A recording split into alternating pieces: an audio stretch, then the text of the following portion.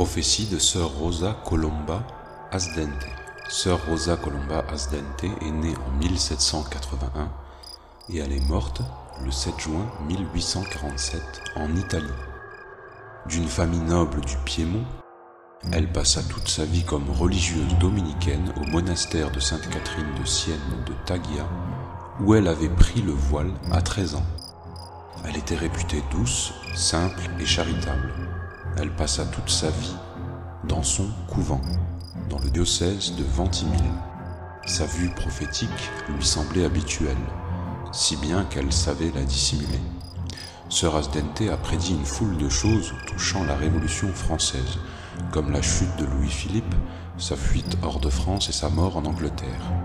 On n'apporta aucune attention durant sa vie à ce qu'elle prophétisait.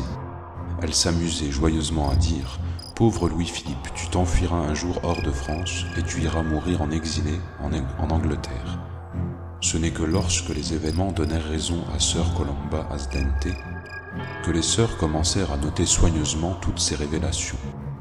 En parlant du roi Charles Albert, elle prédit « Le roi du Piémont se mettra à la tête des volontaires, sera vaincu et prendra la suite à l'étranger, où il ira mourir dans les frontières d'Espagne. En effet, l'imprudent souverain fut vaincu à Novare et alla mourir à Oporto le 28 juillet 1849. Sœur Asdente disait souvent que Napoléon, qu'elle appelait par son nom, n'était pas bien assis sur son trône et que sa déchéance serait par une longue affaire.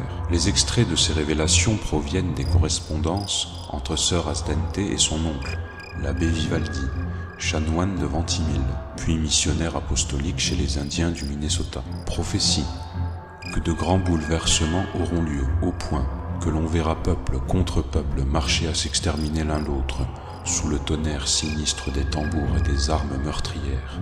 La révolution doit s'étendre à toute l'Europe, où il n'y aura plus de calme, que lorsqu'avec les lys, après que la fleur blanche sera remontée sur le trône de France, l'Autriche, la Russie et la Prusse se ligueront contre les fauteurs de la Révolution. Les Russes, cédant enfin aux remontrances du souverain pontife, auront des sentiments plus équitables pour les catholiques. La Prusse entrera dans le giron de l'Église romaine.